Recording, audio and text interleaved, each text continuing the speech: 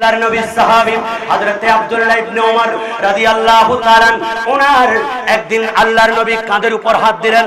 উনি বলেন আন আব্দুল্লাহ ইবনে ওমর রাদিয়াল্লাহু তাআলা ক্বালা আখাযা রাসূলুল্লাহ, সবাই পড়েন সাল্লাল্লাহু আলাইহি ওয়াসাল্লাম বিমানকিবি।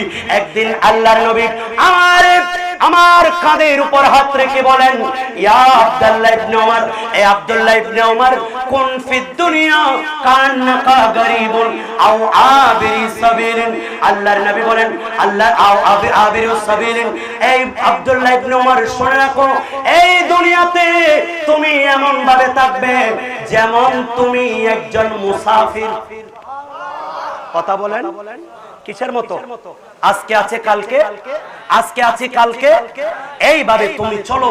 শুধু তাই নয়, ওয়াকানা ইবনে উমর, আর ইবনে উমর এখানে আরো বাড়িয়ে বলেছেন ইয়াকুল ইযা আমসাইতা ফালা তানতাজিরাস সাবা ওয়া ইযা আসবাহতা ফালা তানতাজিরাল মাসা। সকাল পেয়েছো, সন্ধ্যার অপেক্ষা করবে না, আর সন্ধ্যা পেয়েছো, আগামী কাল যে সকাল হবে, চোখ খুলবে, সেই আশা তুমি অপেক্ষা করিও।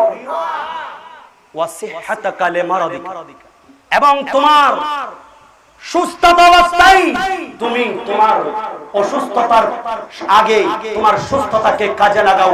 ওয়া হায়াতাকা ক্বাবলা মাউতিকা, আর তোমার মৃত্যুর পূর্বে তোমার হায়াতকে তুমি কাজে লাগাও। সুবহানাল্লাহ। আর একটু বড় করে বলেন আল্লাহ রাব্বুল আলামিন বলেন কাল্লা সাউফা তা'লামুন সুম্মা কাল্লা সাউফা তা'লামুন। সুবহানাল্লাহ।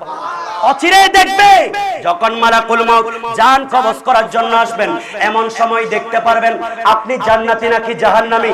জান্নাতি হলে জান্নাত দেখতে পারবেন, ফুলের বাগান দেখতে পারবেন, জান্নাতি মানুষ দেখতে পারবেন। আর যদি বদকার হয়, গজবের ফেরেশতা দেখবে। এতদিন পর্যন্ত শুনেছি, এতদিন পর্যন্ত কবরের কথা শুনেছি। সেজন্য এলম তিন ধরনের। কয় ধরনের?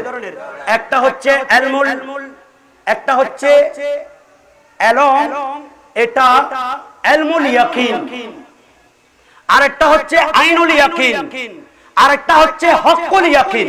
সুবহানাল্লাহ বলেন।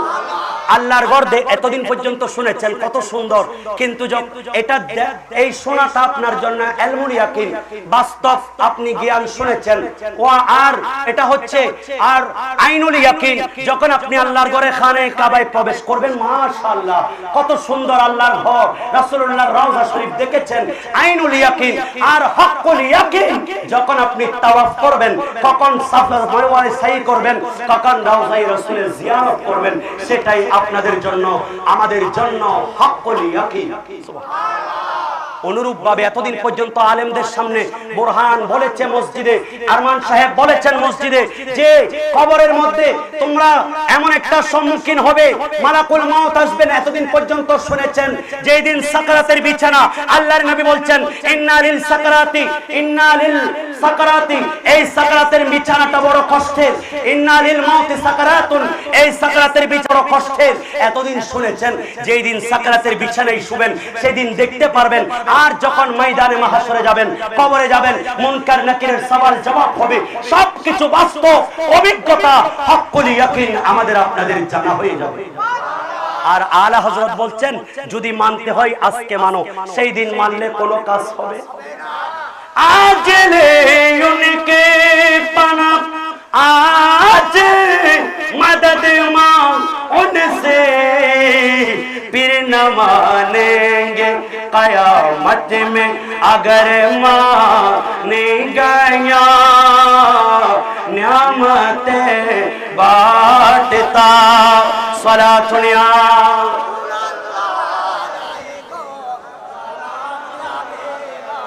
আল্লাহর কোরআন বলছেন লাতারাউন্নাল জাহিম সুম্মা লাতারাউন্নাহা আইনাল ইয়াকিন। আল্লাহু আকবার। এতক্ষণ বলেছেন আপনি জানবেন, এখন বলবেন আপনি দেখবেন। অবশ্যই শীঘ্রই আপনি দেখতে পারবেন। মালাকুল মাউত আসছে, কবর আসছে, হাসর, সবকিছু আপনি দেখতে পারবেন। আর সেই দিন দেখলেও আপনার সেই চাহিদাটা দুনিয়ার মধ্যে, দুনিয়া তালাশের যেই সময় যে চাহিদা ছিল, এইগুলা কোনো কাজে আসবে? সেজন্য দুনিয়াতে আপনি চিন্তা করেন। আল্লাহর নবী রাহমাতুল্লিল আলামিন বলছেন, এই কবরের মধ্যে জান্নাত জাহান্নাম মানুষ দেখবেন। এতদিন পর্যন্ত আপনি শুনেছেন উকিদু আলান নারি আলফা সানা, জাহান্নামের আগুনকে 1000 বছর জ্বালাতে জ্বালাতে কালো, জ্বালাতে জ্বালাতে সাদা, জ্বালাতে জ্বালাতে লাল হয়ে গেছে। এতদিন শুনেছেন, আজকে দেখতে পারবেন জান্নাতু তাজরি মিন তাহতিহাল আনহার, এমন একটা জান্নাত যেই জান্নাতের নিচে আপনি ঝর্ণা দেখতে পারবেন, রহমতের পানি, কাউসারের পানি, মধুর শরবত এবং দুধের শরবত আপনি দেখতে পারবেন। সেই দিন অবশ্যই অবশ্যই দেখবেন। আর দেখার পর আল্লাহ রাব্বুল আলামিন সেই দিন কিয়ামতের ময়দানে জিজ্ঞেস করবেন। আল্লাহর নবী বলছেন, লা তাজুলু কদমু ইবনে আদম মিন ইনদি রাব্বিহি, বনি আদম আল্লাহর কুদরতি আদালতের সামনে থেকে এক কদমও সামনে যেতে পারবে না, হাত্তা ইয়াসআলা আন খামসিন, যতক্ষণ 5টা প্রশ্নের উত্তর বনি আদম দিবে না। কয়টা বাবা? সময় একেবারে খুবই সংক্ষিপ্ত, আমি সেজন্য মূল কথাগুলি বলছি। সময়, এই 5টা প্রশ্নের উত্তর যতক্ষণ আমি আপনি দিতে পারবো না, ততক্ষণ পর্যন্ত সেখান থেকে নড়ার কোনো সিস্টেম। 1 নাম্বার, আল্লাহর নবী আমাদেরকে শিখিয়ে দিচ্ছেন উম্মত, সেই দিন বনি আদমের যে আমলগুলি জিজ্ঞেস করবে, আন উমরিহি, তার হায়াতটা ফিমা আফনাহু, কোথায় কাটিয়েছে? কি চায়ের দোকানে বসে বসে গল্প গুজব, নাকি ফেসবুক ইউটিউবের মধ্যে, নাকি নামাজের সময় পাবজি গেম নিয়ে, নাকি বৃদ্ধ বাবারা আজকে চায়ের দোকানে বসে বসে দুনিয়াবি কর্মকাণ্ডে কাটিয়েছেন, নাকি সন্তানদেরকে মুখে খাবার দেওয়ার জন্য আল্লাহর শরণ থেকে ভুলে গিয়ে আপনি ব্যস্ত ছিলেন? সেই দিন জিজ্ঞেস করবে, ফিমা আফনাহু, কোথায় কাটিয়েছেন? আন শাবাবিহি, তার যৌবনকাল ছিল, যেই সময় তার চিন্তা শক্তি ছিল, সেই সময় কাজ করলে সেই সারা রাত চাইলেও ইবাদত করতে পারতেন। যৌবনকাল কোথায় কাটিয়েছে? ফিমা আবলাহু, কোথায় কাটিয়েছে? কি ছক্কা খেলাই, নাকি তাস খেলাই, নাকি মদ জুয়াই, নাকি অন্যের গীবত করে, নাকি পরনিন্দা করে কোথায় কাটিয়েছেন? আর ওয়ামালিহি, তার সম্পদ সম্পর্কে জিজ্ঞেস করবে, ফিমা বিমা ইয়াক্তাসাবাহু, কোত্থেকে সেই ইনকাম সোর্স কি ছিল? ওয়া ফিমা, কোন জায়গায় সে আনফাকতাহু, কোথায় সে ব্যয় করেছে? আপনার ইনকাম সোর্স সম্পর্কে জিজ্ঞেস করবে। আপনার ইনকামের মধ্যে সুদের টাকা ছিল, ঘুষের টাকা ছিল, অন্যায়ের টাকা ছিল। আর আরেকটা জিজ্ঞেস করবেন, আপনি টাকাগুলাকে গান বাজনায় খরচ করেছেন, নবীর ঈদে মিলাদুন নবীতে খরচ করেছেন? শুধু তাই নয়, রাসূল পাক বলছেন, ওয়া মাযা আমিলা ফিমা আলিমা, এবং যা আজকে জেনেছেন এখান থেকে কি আমল করেছেন এটাও জিজ্ঞেস করবেন। সুবহানাল্লাহ। আর সেদিন জিজ্ঞেস করবেন, সুম্মা লা তুসআলুন্না ইয়াউমাইদিন আনিন নাঈম, যে আপনি যে হাত পা পাদমস্তক পেয়েছেন, আপনার সামনে একজন ল্যাংড়া মানুষ, বোবা মানুষ, চোখ পাই নাই, হাত পাই নাই, আপনি পেয়েছেন, এই নিয়ামতের শুকরিয়া আদায় করেছেন কিনা? খাবার খেয়েছেন পেট ভরে, এত বড় বড় অন্যায় করছি, এত বড় বড় অপরাধ করছি, দুনিয়াবি একটা অপরাধ করলে আমাদের বিচার আচার হয় সমাজে, অথবা জেলের মধ্যে, অথবা ফাঁসিতে, কিন্তু এত বড় অপরাধ করার পরেও বান্দা, তোর মুখ থেকে আমি খাবারের প্লেট তুলে নিই নাই, এতগুলি গুনাহ করার পরে আল্লাহর নিয়ামত পেয়েছি। সুম্মা লা তুসআলুন্না ইয়াউমাইদিন আনিন নাঈম, এই সুমিষ্ট পানি খাচ্ছি, এই একটা পরিবারে গিয়ে একটা ঘরের নিচে ছায়া পাচ্ছি, একটা ঘরে গিয়ে বাসস্থান পেয়েছি, এই নিয়ামত সম্পর্কে, সন্তান পেয়ে, পরিবার পরিজন পেয়ে, সুস্থ মস্তিষ্ক পেয়ে, আপাদমস্তক সুস্থতা পেয়ে আপনি আল্লাহর নিয়ামতের শুকরিয়া আদায় করেছেন কিনা? বাবা, আমার কথায় কি কষ্ট পেয়েছেন? অত্যন্ত গুরুত্বপূর্ণ এই কথাগুলি। সেজন্য বলছেন রাসূল পাক, এই দুনিয়াতে আমি তোমাদেরকে নিষেধ করছি, ফখর আর গৌরব নিয়ে, দুনিয়াদারি নিয়ে ব্যস্ত হয়ে যাবে না, কারণ এগুলা তোমাদেরকে আখিরাতের স্মরণ থেকে তোমাদেরকে দূরে রাখে। নাউজুবিল্লাহ বলেন। আর একটু বড় করে বলেন। দ্বিতীয় নম্বর প্রশ্ন করা হবে হাসরের মধ্যে, যেখানে ঈমানের প্রশ্ন এবং আরেকটা হচ্ছে আমল কি করেছেন সেই আমলের প্রশ্ন। সুবহানাল্লাহ বলেন। मैं मुजरिम हूँ, मैं मुजरिम हूँ, मैं मुजरिम हूँ, मुझे साथ ले लो के रास्ते में है जा बजाता वाले। এই মাহফিলগুলি আমাদের আপনাদের জন্য নাজাতের ওসিলা। কেন জানেন? সেই দিন আবু লাহাব, এটা বুখারীর riwayat, বিজ্ঞ উলামায়ে কেরাম আছেন, আপনারা বিভিন্ন সময় শুনেছেন যে আবু লাহাব একজন কট্টর কাফের, যার পুরো জীবন আমার নবীর উপর কষ্ট দিয়েছে, তার ফ্যামিলির উপর আল্লাহ রাব্বুল আলামিন নালত দিয়েছে, তার পুরো পরিবারকে নিয়ে একটা সূরা নাযিল করেছে, সূরাতুল লাহাব। সেই আবু লাহাব পর্যন্ত যখন ওয়াকালা উরওয়াতু ওয়াসওয়াইবাতু মাওলাতুল আবি লাহাবিন কানা আবু লাহাবিন আতাকাহা ফাআরদাআতিন নাবিয়্যা, সবাই পড়েন সাল্লাল্লাহু আলাইহি ওয়াসাল্লাম। ফালাম্মা মাতা আবু লাহাবিন উরিয়াহু বাদু আহলিহি বিশাররি হিবাতিন, যখন ক্বালা লাহু মা যালাকিতা ক্বালা আবু লাহাবিন লাম আলকা বাদাকুম গায়রা আন্নী সুকিতু বিহাদিহি বিআতাকাতি সুওয়াইবাতা। এ আবু লাহাব, তোমার অবস্থাটা কেমন? আবু লাহাব, তুমি সারা জীবন আমার নবীর সাথে বিয়াদবি করেছো। আবু লাহাবের দাসী ছিল সুওয়াইবা। সেই সুওয়াইবা যখন আল্লাহর নবীর আগমনের সংবাদ দিলেন, এ আবু লাহাব, আপনার মৃত ভাই আব্দুল্লাহর ঘরে একজন সন্তান এসেছে, ও সন্তান এসেছে, খুশি হয়েছে, যাও আফাতাকাহা, আমি তোমাকে আজাদ করে দিলাম। এই আঙ্গুলটাকে ইশারা করলেন। ইমাম সুহাইলি বলছেন আন্নাল আযাবা ইউখাফফিফু বিয়াউমিল ইসনাইন, সোমবারের দিন আবু লাহাব একটু এই আঙ্গুলগুলা দিয়ে শান্তি পায়। কারণটা কি? তাকে জিজ্ঞেস করা হলো, এ আবু জাহাল, আর আবু লাহাব, তোমার অবস্থাটা কেমন? তুমি তো রাসূলের পাকের সামনে বড় বিয়াদবি করেছো। এমন সময় সে বলছে, আমি তোমাদের কাছ থেকে আসার পর শান্তিতে নাই, তবে সোমবার দিন এই আঙ্গুল দিয়ে আমি আল্লাহর নিয়ামত পাই। সেই নিয়ামত হচ্ছে আমি রহমতুল লিল আলামিনের আগমনের সুসংবাদে আমার দাসী আমি সুওয়াইবাকে আজাদ করে দিয়েছি। তাহলে তো আমরা রাসূলের পাকের আশিক, আমাদের উপর নিয়ামত বেশি হবে না কম হবে? কথা বলেন। মামিন বাইতিন, ইমাম জালালউদ্দিন সুয়ুতি কিতাবের নাম আল শামাইল, কিতাবের নাম আল ওয়াসাইল ফি শারহি শামাইল, এই কিতাবের বলছেন মামিন বাইতিন আও মসজিদিন আও মাহাল্লাতিন ফিহি কুরিয়া মাউলিদুন নবী সাল্লাল্লাহু আলাইহি ওয়াসাল্লাম ইল্লা হাফাতিল মালায়েকাতা আবিল মসজিদা আবিল বাইতা আবিল মাহাল্লাতা ওয়াসাল্লাত আলাল ওয়াসাল্লাতিল মালায়েকাতু আলা আহলিহিম। আল্লাহর নবী বলছেন যেখানে নবীর মিলাদ হয় সেখানে ইমাম জালালউদ্দিন সুয়ুতি বলছেন সেই এলাকায়, সেই মহল্লায়, সেই মসজিদে আল্লাহর রহমতের ফেরেশতারা বেষ্টন করে রাখেন এবং তাদের জন্য দরুদ শরীফ পড়েন এবং আল্লাহর কাছে ক্ষমা প্রার্থনা করেন। আর একটু বড় করে বলেন। কথা এতটুকুই, শুধু রাসূলের পাক সাল্লাল্লাহু আলাইহি ওয়াসাল্লাম উম্মতদেরকে সতর্ক করেছেন 10টা বিষয়। আল্লাহর নবী রাহমাতুল লিল আলামিন উম্মতদেরকে বলে গেছেন যে আল্লাহর নবী সাহাবী বলছেন 10টা নসিহত আল্লাহর নবী আমাকে করেছেন, যে 10টা নসিহত আমার জীবনে বড় উপকৃত হয়েছি বলেন। আর সেজন্য উম্মতের জন্য আমরাও যদি এই 10টা নসিহত আমরা যদি পালন করি তাহলে আমাদের জীবনে সাকসেস হবে। সুবহানাল্লাহ। আপনারা কি মানতে রাজি আছেন? একটু কথা বলেন শেষবারের মতো, রাজি আছেন? আওসানি রাসূলুল্লাহ, সবাই পড়েন সাল্লাল্লাহু আলাইহি ওয়াসাল্লাম বিআশরি কালিমাতিন। আল্লাহর নবী আমাকে 10টা কালিমা দ্বারা নসিহত করেছেন।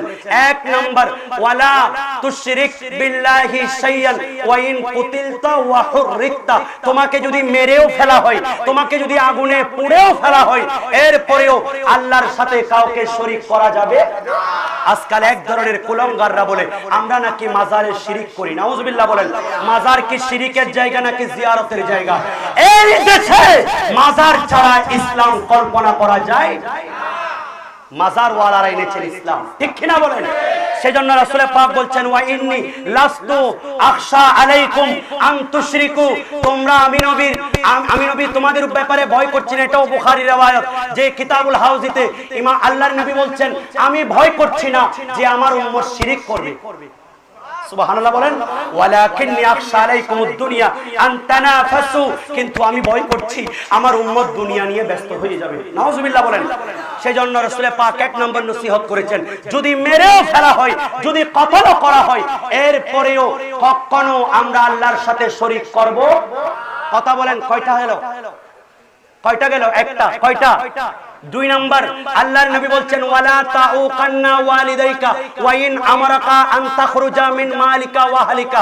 তোমার মা বাবা কখনো তোমার মা বাবার বিরুদ্ধে যাবে না, কথায় কর্মে কাজে বার্তায় তোমার পিতামাতা যেটা বলে সেটার উপর তুমি আনুগত্য পোষণ করো।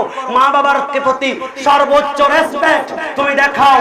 যদিও বা তোমার বাবা তোমাকে সম্পদ থেকে ত্যায্য পুত্র করে দেয়, যদি তোমাকে পরিবার থেকে বের করে দেয়, তোমাকে ঘর থেকে তাড়িয়েও দেয়, এরপরেও কখনো মা বাবার সাথে বিয়াদবি করা যাবে? কথা বলেন। তৃতীয় নাম্বার ওয়ালা তাতরুকান্না সালাতান মাকতুবাতান মুতাআম্মিদান। কখনো ইচ্ছাকৃতভাবে ফরজ নামাজ ত্যাগ করা যাবে?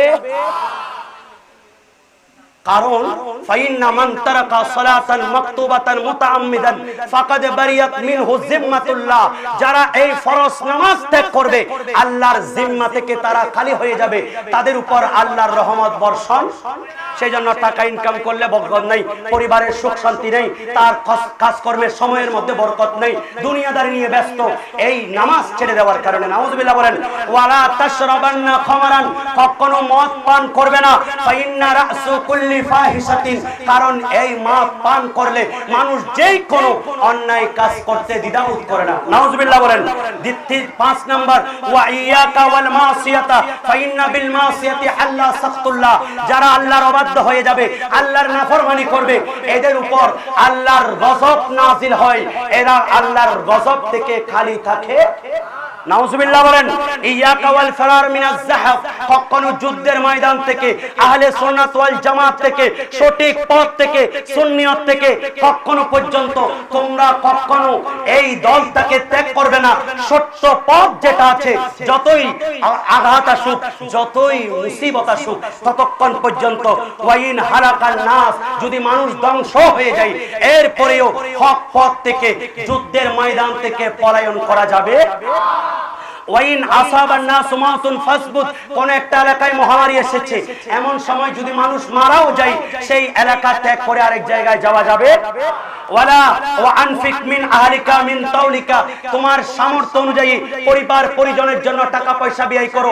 বখিরতিও নয়, আবার ইসরাফও নয়। কখনো আপনারা অতিরিক্ত কৃপণতাও করতে পারবো না, আবার বেশি বেশি আমরা অপচয়ও করতে পারবো। ওয়ালা তারফানহুম আসাকা আদাবান।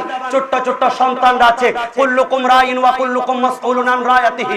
প্রত্যেক উপর আপনার আমার দায়িত্ব আছে।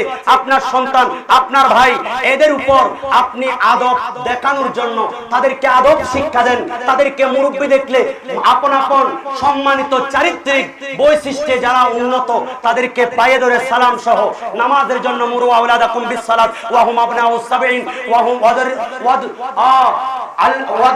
আল্লাহর নবী রাহমাতুল্লাহ আলামিন বলছেন, যারা যখন 7 বছর বয়স হয় তাদেরকে নামাজের নির্দেশ দাও। ওয়াদরিবুহুম ওয়া হুম আবনাউ আশরিন। তারা যখন 10 বছর হয়ে যায় তাদেরকে নামাজ না পড়লে প্রহার করো, মেরে মেরে নামাজে নাও, তাদেরকে ভয় দেখাও। নাউযুবিল্লাহ বলেন। আল্লাহ এগুলা থেকে আমাদের সমাজকে, আমরা যদি আমাদের সন্তানকে নামাজ বিমুখ থেকে, খারাপ কর্মকাণ্ড থেকে যদি আমরা মসজিদ মুখী করতে পারি, এই সন্তান মা বাবার বুকে কখনো লাথি মারবে? কথা বলেন। আর আল্লাহর নবী বলছেন ওয়াফিহুম ফিল্লাহ। তাদেরকে আল্লাহর ভয় দেখাও। নামাজ না পড়লে কি শাস্তি, পরিবার মা বাবার বেয়াদবি করলে তাদের কি শাস্তি, এগুলা শিক্ষা দাও। এই 10টা নসিহত আল্লাহ আমাদেরকে পালন করার তৌফিক দিন। আপনারা কি কষ্ট পেয়েছেন? প্রায় কয়েকটা হাদিস শরীফ বলেছে আল্লাহ, যাতে অন্তত একটা হাদিস আমরা আর রাসূলুল্লাহর এই নির্দেশ আজকে ঈদে মিলাদুন নবীর মাহফিল থেকে আমরা যাতে আমল করতে পারি। আল্লাহ আমাদের প্রত্যেককে কবুল আর মঞ্জুর করুন। আমি আমার অত্যন্ত মহাব্বতের এই ভাইদেরকে, আমার শ্রদ্ধেয় আমার বাবার বয়সী বৃদ্ধ বাবাদেরকে, আমার ছোট্ট ছোট্ট মাসুম মুন্নিদেরকে আমি সবার শুকরিয়া আদায় করছি, যারা অক্লান্ত পরিশ্রম করে প্রতি বছরের নিয়ে এই আজিমুস শান মাহফিল করেছেন। আমি যেহেতু অন্য জায়গায় মাহফিল আছে, সেখানে 9:30টায় মাইক ধরার কথা ছিল, তো আমি আজকে এতটুকু পর্যন্ত আপনাদের কথায় বার্তায় যদি কষ্ট পেয়ে থাকেন আপনারা মাফ করে দিবেন। কষ্ট পেয়েছেন? আল্লাহ এই মাহফিলকে কিয়ামত পর্যন্ত আর আজিমুস শান সহকারে কবুল করুন। আর একটু বড় করে বলেন, এলাকার সকলেই মিলে মনে করবেন এটা জীবনের শেষ ঈদে মিলাদুন নবী। আগামী বছর যদি হায়াত না পান, নবীর ঈদে মিলাদুন নবীতে খরচ করার মতো আপনার সুযোগ নাও আসতে পারে। এই বছর সুযোগ পেয়েছেন, বছরে একটা বার নবীর ঈদে মিলাদুন নবী হয়, এখানে আমরা টাকা ব্যয় করতে কৃপণতা করব কেন? ঠিক কিনা বলেন? আল্লাহ কবুল করুক, আমিন। এই এলাকার সকল উলামায়ে কেরাম এবং আশিকে রাসূল, আমার সুন্নিয়ত আহলে সুন্নাত ওয়াল জামাতের সকল বৃদ্ধ বাবাদের, যুবকদের আমি উলামায়ে কেরামদের শুকরিয়া আদায় করছি। আল্লাহ প্রত্যেকের আগমনকে কবুল করুক, আমিন। ওয়া আখিরু দাওয়ানা আনিল হামদুলিল্লাহি রাব্বিল আলামিন। আসসালামু আলাইকুম ওয়া রাহমাতুল্লাহ।